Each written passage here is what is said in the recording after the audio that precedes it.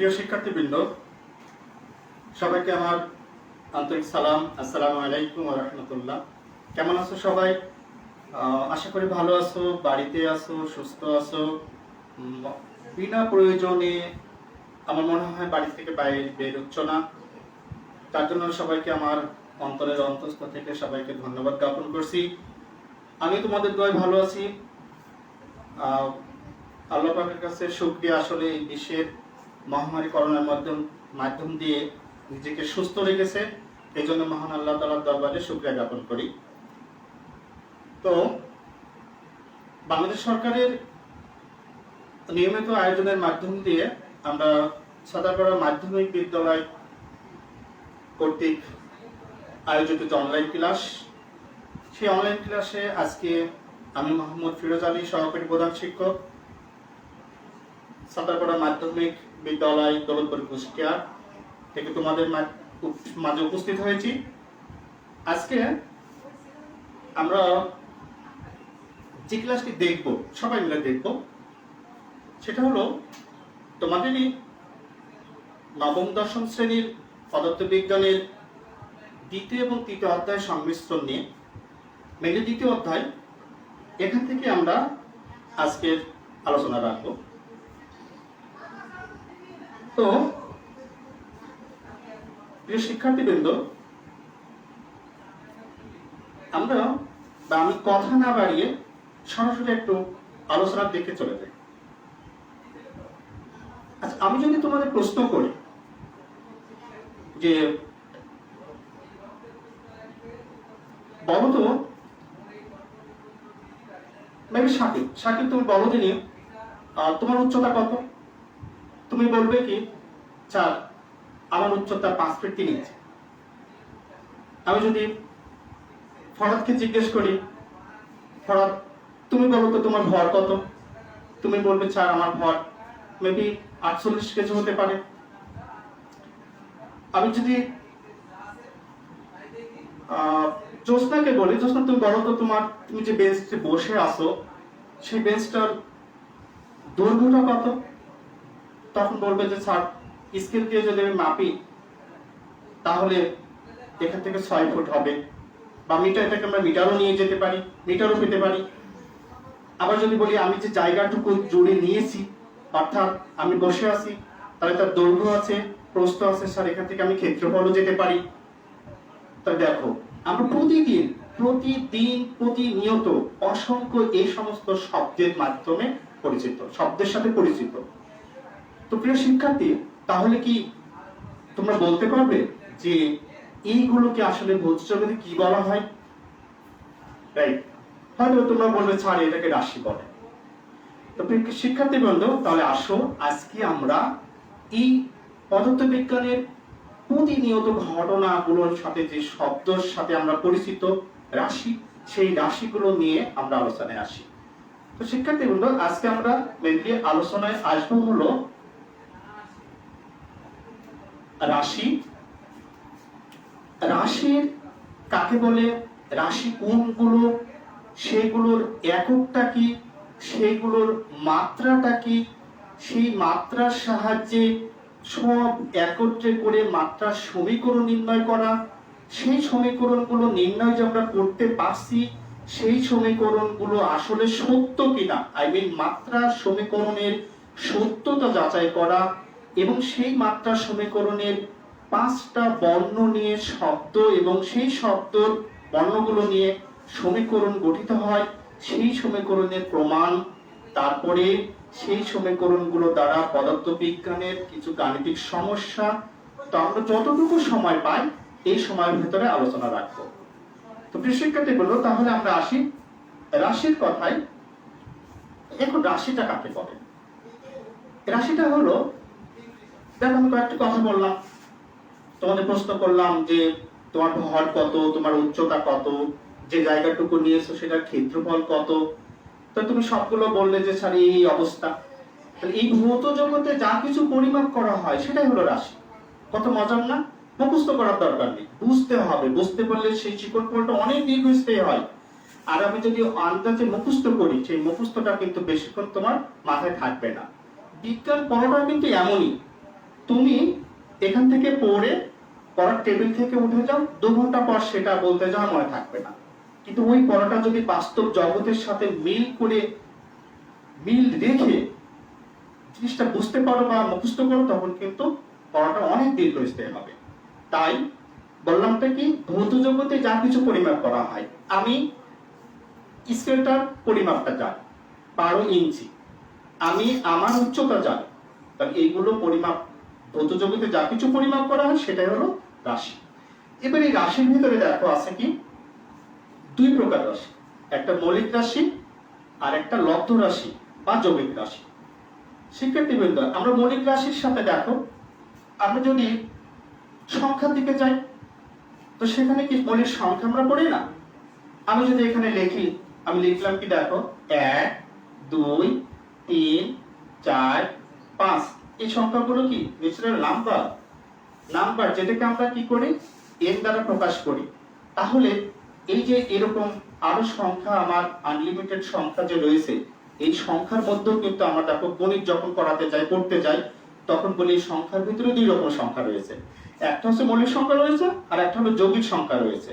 মৌলিক সংখ্যা অন্য কোনো সংখ্যার উপর যেমন নির্ভর করে না, যৌগিক সংখ্যাগুলো মৌলিক সংখ্যার উপর নির্ভর করে, ঠিক কিন্তু রাশির ক্ষেত্রেও তাই। রাশির ক্ষেত্রেও একই রকম ভাবে আমরা যদি এখানে লিখি যে মৌলিক রাশি এবং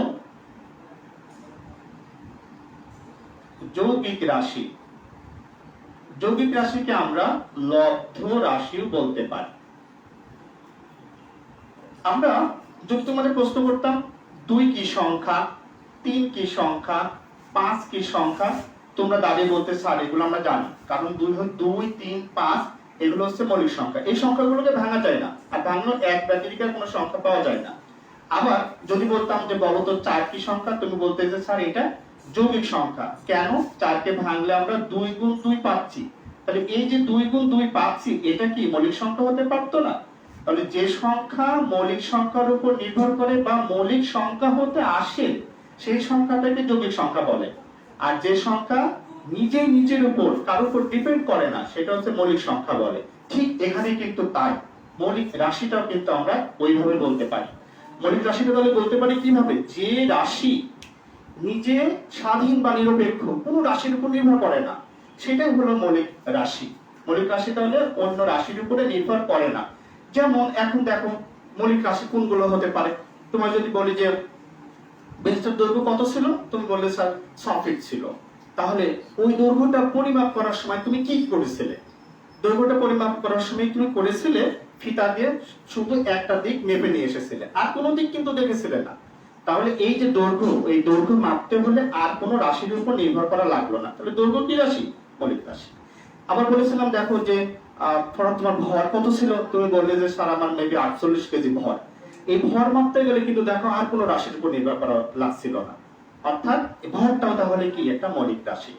তাহলে আমরা এখান থেকে একটা সিদ্ধান্তে আসতে পারি বা আমরা জানি যে পৃথিবীতে এই ভৌত জগতে 7টা মৌলিক রাশি রয়েছে, 7টা মৌলিক রাশি যা অন্য কোনো রাশির উপর নির্ভর করে না, আর এই 7টি মৌলিক রাশি নিয়ে কিন্তু যৌগিক রাশি গঠিত। আমরা দেখবো কিন্তু সেইগুলো। এবারে আমরা তাহলে এইখানে যে মৌলিক রাশির সংজ্ঞাটা পেলাম, এবারে আমরা যৌগিক রাশি বা লব্ধ রাশিটা দেখি। যৌগিক মানে তো একাধিক শব্দ বা একাধিক রাশির সমন্বয়ে গঠিত। তাহলে যে সকল রাশি মৌলিক রাশি হতে প্রাপ্ত বা যে সকল রাশি মৌলিক রাশি হতে আগত বা মৌলিক রাশির সমন্বয়ে গঠিত বা নেওয়া হয়েছে, সেই সমস্ত রাশি কিন্তু যৌগিক রাশি। যেমন আমরা যদি এখানে বলি যে বল, একটা শব্দ লিখলাম বল, আমি তোমাকে বললাম যে বল একটা যৌগিক রাশি বা লব্ধ রাশি। এখন তাহলে প্রুফ করার পালা যে স্যার দেখান তো তাহলে বলটা কিভাবে মৌলিক রাশির উপর নির্ভর করে। আমরা এটা বলতে গেলে তোমাকে একটু বলতে হয় বল কিন্তু জাস্ট ফুটবল না, বল হলো সেই জিনিস বা বল যা স্থির বস্তুর উপর ক্রিয়া করে। আমি তোমাকে বলতে পারি তাহলে একটা স্থির ফুটবল আমরা যখন মাঠের ভিতর রেখে দিই, সেই ফুটবলের উপর যখন আমরা বল প্রয়োগ করি, অর্থাৎ পা দিয়ে যখন স্থির বস্তুকে গতিশীল করতে চাই, তাহলে স্থির বস্তুর ক্রিয়া করে বল প্রয়োগ করছি, অর্থাৎ স্থির বস্তুর উপর ক্রিয়া করলাম, সেটা গতিশীল হলো। আমি সাইকেল চড়ছি, চড়তে চড়তে হঠাৎ আমার একটা সামনের লোক বেঁধেছে, তখন আমি কি করছি, সেটার উপর ব্রেক চাপছি, তার মানে আমি বল প্রয়োগ করছি, তখন সেটা কি হয়ে যাচ্ছে, বস্তুটা আমার সাইকেলটা স্থির হয়ে যাচ্ছে। তাহলে যা স্থির বস্তুর উপর ক্রিয়া করে গতিশীল করতে চায়, আবার গতিশীল বস্তুর উপর ক্রিয়া করে স্থির হতে চায়, সেটাই হচ্ছে তোমার বল। এই বল সমান দেখো আমরা পাচ্ছি কি, বল সমান পাচ্ছি ভর ইনটু ত্বরণ।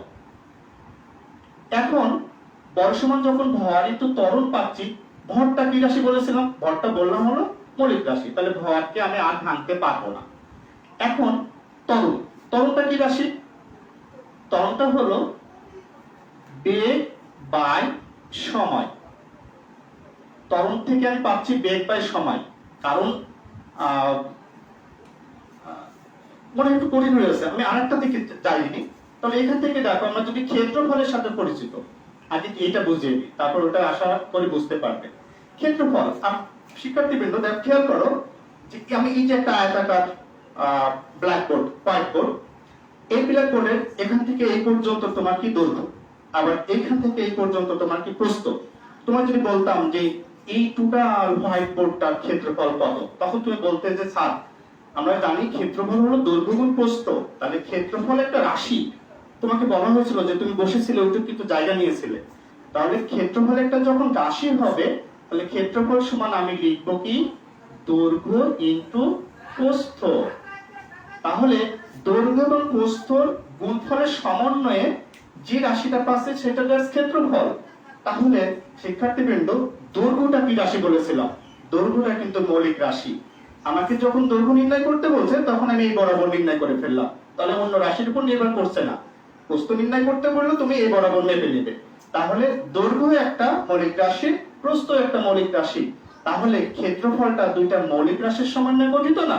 এই জন্য বলা হয় যে সকল রাশি মৌলিক রাশি হতে প্রাপ্ত তাকেই বলা হয় যৌগিক রাশি। এবার আমরা একটু বড় দিকে যাই। দেখো, যেটা আলোচনা আসছিলাম, এখানে আমি ভরকে আর নাড়তে পারবো না, ভর মৌলিক রাশি, কিন্তু বেগ সমান আমরা জানি, বেগ আবার কিন্তু এটা লব্ধ রাশি।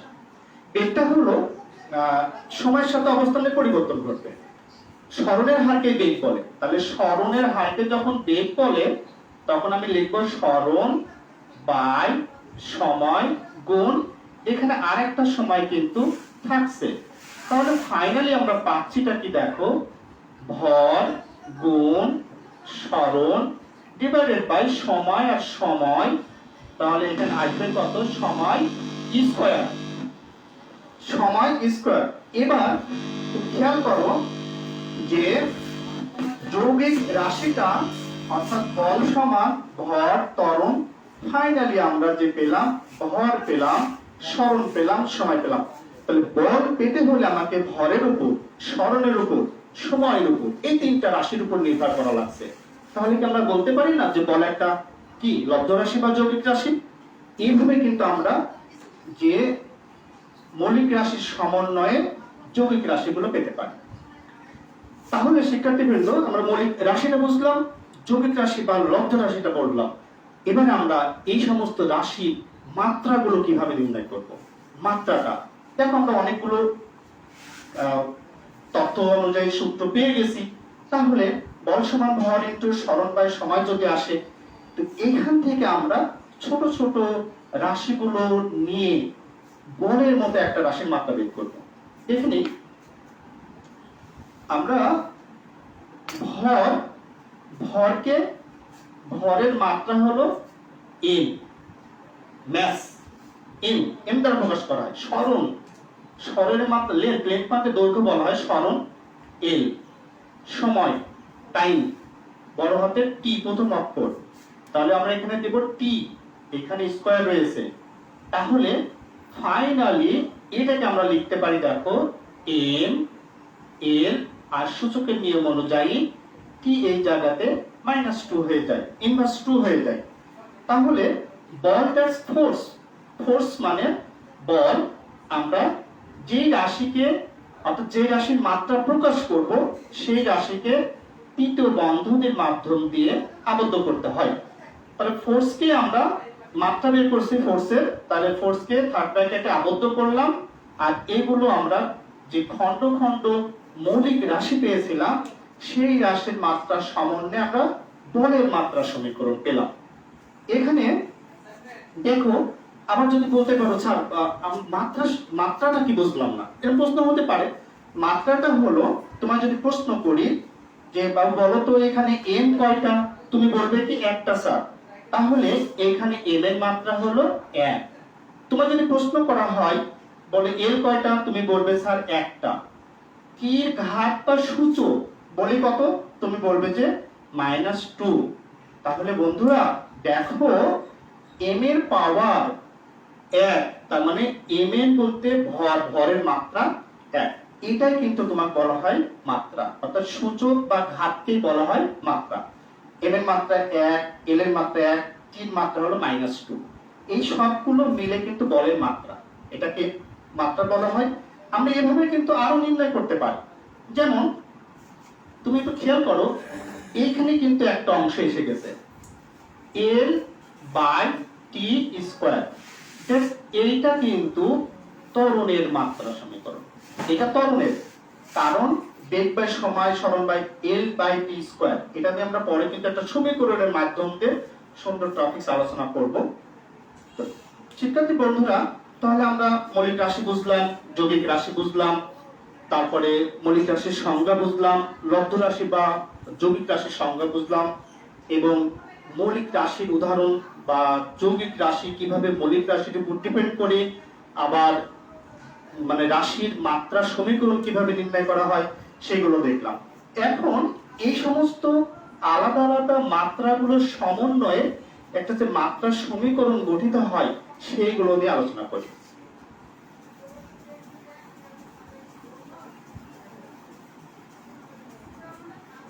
আমরা তাহলে দেখো যে এখানে একটা, প্রথমে বলেছিলাম কয়েকটা বর্ণের কথা বলবো। আমি এখানে লিখলাম এস। এস লেখাতে অনেকে মনে করছে, শুনি মনে করছে স্যার আমার নাম মনে হয় লিখছে, তাই না? আসলে কিন্তু দেখো, যে যা ভাবতে পারো ভাবো। আমি লিখলাম এস, ইউ লিখলাম। ইউ লিখলে জেনারেল ম্যাথের ইউনিয়ন সেটের কথা মনে হয়, আচ্ছা হোক। তারপরে লিখলাম ভি, তাই না? তারপরে লিখলাম এ, তারপরে লিখলাম টি। সব মিলিয়ে দেখো উচ্চারণটা যদি বলি তাহলে কি উচ্চারণ আসে, রাইট? সুভাগ। তাহলে এটা সব মিলে উচ্চারণটা আসে সুভাগ। তাহলে দেখো টি, আমরা রাশিতে তাহলে টিতে কি দেব? রাশিতে দেব টি, কি বলবে তুমি? সময় স্যার, ওকে। এবার এ, একে কি দ্বারা প্রকাশ করি? ত্বরণের সংক্ষিপ্ত রূপ ত্বরণ। ভিতে কি লিখতে পারি? শেষ বেগ। ভি হলো শেষ বেগ। ইউতে কি লিখতে পারি? ইউটা হলো আদি বেগ, এবং এস হলো সরণ অর্থাৎ দূরত্ব। এখান থেকে আমি সরে গেছি। দেখো মজার এই 5টা বর্ণ দিয়ে সুভাগ থেকে আমরা সময়, ত্বরণ, শেষ বেগ, আদি বেগ, সরণ এইগুলো জানতে পারি। এই তথ্য, এই বাংলাগুলো এবং এর সাংকেতিক চিহ্নগুলো জানা কিন্তু আমাদের জন্য খুব জরুরি, কারণ এখান থেকে আমার অঙ্ক করতে হবে, আবার এই সমস্ত বিষয়গুলো নিয়ে গঠিত যে সমীকরণ সেগুলোর সত্যতা যাচাই করব। মনে থাকবে তো সুভাগ কথাটি? তাহলে এখন আমরা দেখি, আমরা মাত্রা সমীকরণ ব্যবহার করে সত্যতা যাচাই করব। প্রথমে আমি একটা সমীকরণ লিখি। শিক্ষার্থী বন্ধু, আমি ভি লিখলাম। ভিতে তাহলে এই চিত্রের মাধ্যমে কি পেলাম? শেষ বেগ, রাইট? শেষ বেগ ভি সমান u plus a t, u plus a t. দেখো ভি হলো শেষ বেগ, ইউ আদি বেগ, এ হলো ত্বরণ, টি হলো কি? সময়। তাহলে এইখান থেকে আমরা সবগুলো কিন্তু রাশি পাচ্ছি। ভি কি রাশি পাচ্ছি? ভিটা পেলাম হলো শেষ বেগ, বেগের একটা বেগ, বেগ রাশিটা বেগ। ইউটা কি? আদি বেগ, বেগ। এ কি? ত্বরণ, ত্বরণ একটা রাশি। টি কি? সময়, সময়ও একটা রাশি। তাহলে সবগুলোই কিন্তু রাশি, রাইট? আমরা কিন্তু রাশির সমন্বয়ে একটা সমীকরণ তৈরি করলাম। আর একটু মনে করিয়ে দিই, আসলে পড়াতে গেলে অনেক সময় একটার সাথে আর একটা মিল চলেই আসে। পদার্থবিজ্ঞান এবং জেনারেল ম্যাথ অর্থাৎ সাধারণ গণিত কিন্তু একে অপরের পরিপূরক। এবার তুমি দেখো, তোমায় যদি বলি যে বাবু তুমি 2x লেখো, তো তুমি লিখলে। তোমায় যদি বলি এর সাথে 3y যোগ করো, তো তুমি লিখবে কি +3y। এবার সমান তুমি 5 লেখো, তো 5 লিখলাম। তাহলে কি দেখো, জেনারেল ম্যাথ একটা সমীকরণের কথা মনে পড়ছে না, যে 2x + 3y = 5, এটা একটা সমীকরণ।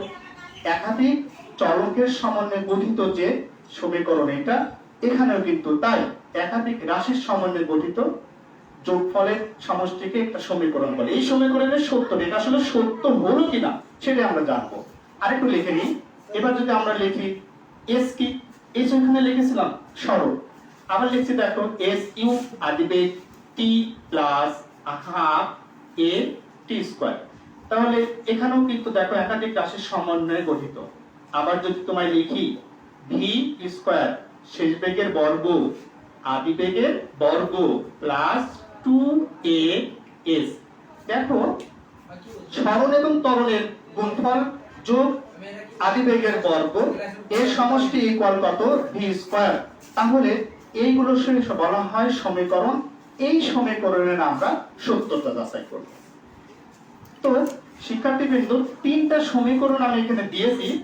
এই তিনটা সমীকরণের সত্যতা যাচাইয়ের জন্য আমি যে কোনো একটা অথবা দুটো করে দিই, আর বাদ বাকি যেটা থাকবে সেটা তোমাদের হোমওয়ার্ক থাকবে।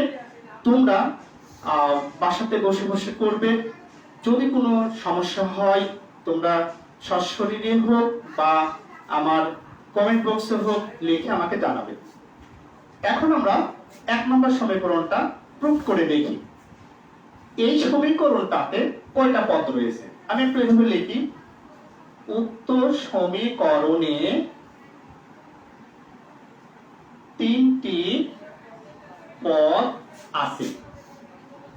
এখন যদি বুঝিয়ে দিই চাই কিভাবে 3টা পদ, বাম দিকে একটি, ডান দিকে একটা, আর একটা, 2টা, তাহলে মোট কয়টা হয়ে গেল, 3টা। এবার এখানে দেখো v হলো শেষ বেগ, v হলো শেষ বেগ, a মাত্রা বেগ, বেগ সমান এর মাত্রা, আমি কিন্তু এখানে লিখেছিলাম বেগ সমান l/t। আবার u হলো আদিবেগ, u আদিবেগ, এর মাত্রাটা কি দেখো, বেগ বললে কিন্তু তার মাত্রা হবে l/t, অর্থাৎ সেটা শেষ বেগ হোক আর আদিবেগ হোক। এরপরে আসছে কি দেখো a হলো ত্বরণ, ত্বরণের মাত্রাটা হলো এইখানে দেখানো হয়েছিল, মুছে ফেলেছি, সেটা হলো l/t স্কয়ার। আর একটা রাশি থাকলো সেটা হলো t, তাহলে t হলো সময়, টাইম, এর মাত্রা হলো শুধু t। এবার বন্ধুরা, বেগ কিন্তু একটা, ইউ কিন্তু একটা, মানে আদিবেগ একটা, শেষ বেগ একটা, কিন্তু এই জায়গাতে দেখো এইটা হলো যুক্ত অবস্থায় গুণফল রূপে, এইটা মাত্রা আমাকে আলাদা করে বের করে দিতে হবে। অতএব at এর মাত্রা হলো a, দ্যাটস a বলতে দেখো a হলো l/t স্কয়ার, তাহলে আমি এখানে লিখবো কি l/t স্কয়ার। এর সাথে কি অবস্থায়, কোন অবস্থায়, তাহলে আমি এখানে গুণ চিহ্ন দিয়ে দেব t, টাইম, টাইমের মাত্রা হলো t। এবার দেখো এখান থেকে একটা টি আর দুটো টি কেটে গেলে আমার থাকবে কত, উপরে l আর নিচে থাকবে কত, t। মজার বিষয় না, এখানে at এর মাত্রাটা হয়ে গেল l/t, u এর মাত্রা হলো l/t, আবার v এর মাত্রা হলো l/t। তাহলে কি, সুতরাং সমীকরণের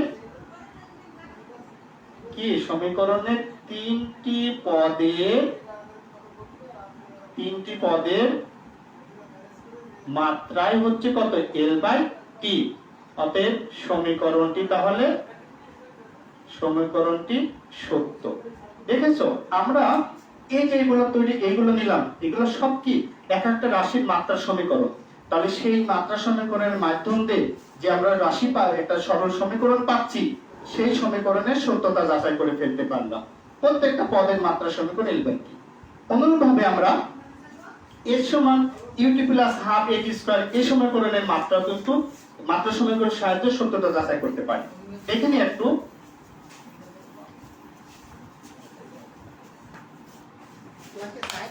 এখানে হলো এস, দেখো এস হলো সরণ।